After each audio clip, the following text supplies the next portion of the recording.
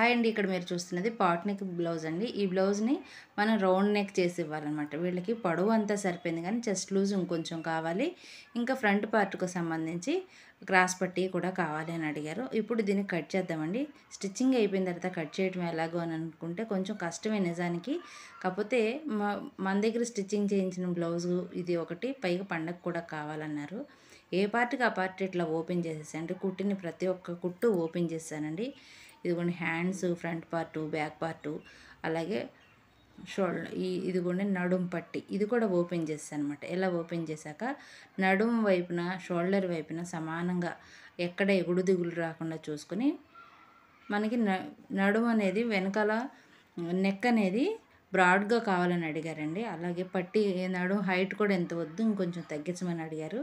నేనైతే ఒక 1/2 ఇంచ్ తగ్గించాను. బ్రాడ్గా చాలా పెద్దగా కావాలి అంటే వీళ్ళు హైటు బాగా ఉంటారు. 16 అనేది వీళ్ళ పొడవు అనమాట. బ్లౌజ్ పొడవు 16 పొడవు ఉండాలి. అది 42 సైజు. చెస్ట్ కూడా కొంచెం ఎక్కువ ఉంటుంది కాబట్టి బ్రాడ్ నెక్ కావాలక్క, ఇట్లా పాట్ నెక్ వద్దులే నాకు సెట్ అవ్వదని తనే చెప్పారు. తను ఇంటికి వచ్చి వేసుకున్నారన్నమాట. ఇలాంటి బ్లౌజులు వచ్చినప్పుడు మళ్ళీ రీమోడల్ చేస్తున్నామండి దీన్ని. నెక్ విడ్త్ ఎంతైతే తీసుకున్నామో సేమ్ మళ్ళీ అంతే తీసుకుని ఈ డ్రాప్ సైజ్ అనేది ఉంది కదా, ఆ డ్రాప్ అనేది లేకుండా రౌండ్ నెక్ కట్ చేస్తున్నాను అనమాట. ఇప్పుడు ఇదిగోండి ఇలా ఎల్ స్కేల్ సహాయం అయితే మనకి హెల్ప్గా ఉంటుందండి. కరెక్ట్గా వస్తుంది. క్లాత్ అనేది అటు ఇటు జరిగిపోకుండా ఉంటుంది.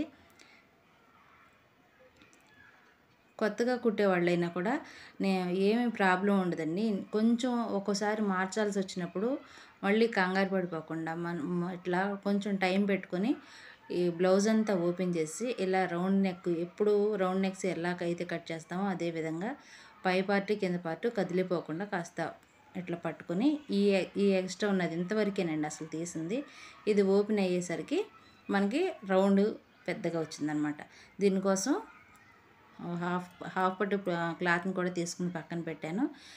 ఇప్పుడు బ్యాక్ నెక్ ఎట్లయితే కట్ చేసామో అదేవిధంగా ఇక్కడ క్రాస్ పట్టి, ఉక్సులు పట్టి, కాజా పట్టి దగ్గర కట్ చేసేసి ఇది ఇక్కడ కూడా క్రాస్ పట్టి కావాలని అడిగారు కాబట్టి ఇక్కడ కూడా వేస్తున్నాను అనమాట. ఇది కూడా ఇట్లాగే సమానంగా ఇలా నెక్ అనేది ఎక్కడ మారిపోకుండా ఇలా పట్టుకుని చంక రౌండ్ కూడా కరెక్ట్గా ఉండేలాగా చూసుకుని మనం ఇప్పుడు వేసినటువంటి ఇక్కడ వరకే ఒక 1/2 ఇంచ్ మార్జిన్ తోటి ఒక ఉక్స్ కింద నుంచి ఫస్ట్ ఉక్స్ వరకు మాత్రమే ఇలా రౌండ్ తీస్తున్నాను అనమాట.